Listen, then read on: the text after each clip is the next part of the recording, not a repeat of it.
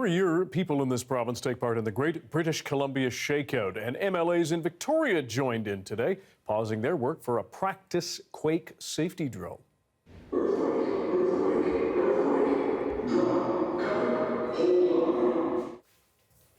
At 10:19, a loudspeaker announcement rang out in the BC legislature to drop, cover, and hold on. Earthquakes Canada says BC is the most seismically active area of the country and the site of thousands of minor earthquakes every year. Here in Vancouver, schools and businesses held drills as well. With a large earthquake being inevitable at some point, a number of provincial agencies have invested in developing technology that will hopefully give us a few extra minutes to take cover. More now from Renee Filippone.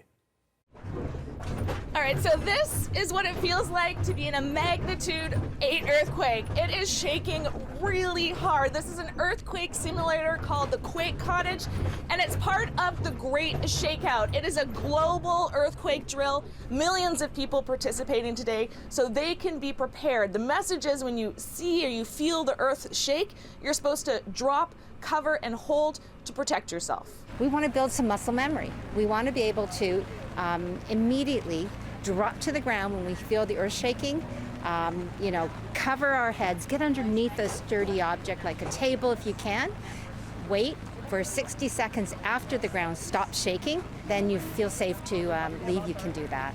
Now, if you live in British Columbia, the message has always been it's not a matter of if, but when there will be a major earthquake.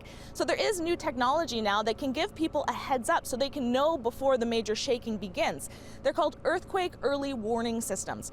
One has been developed by Ocean Networks Canada. They have sensors in the ocean and along the south coast. And what they can do is they can detect what's called the primary wave. It's the initial energy coming from the earthquake, which happens before the big shaking begins. And that could give people 30, 60 seconds more of a warning so they can do what they need to do to stay safe. Now, they have some major infrastructure partners they're working with, companies like TransLink, airports, hospitals, to let them know that a major earthquake is going to happen so they can take action to prevent deaths. Now, later on in the spring, the federal government is also releasing its own warning system, and that is going to go direct to your phone in the event of a major earthquake, just like an Amber Alert. It would give you a heads up so you can do what you need to do to protect yourself. And again, that's drop, cover, and hold. Renee Filippone, CBC News, Abbotsford, BC.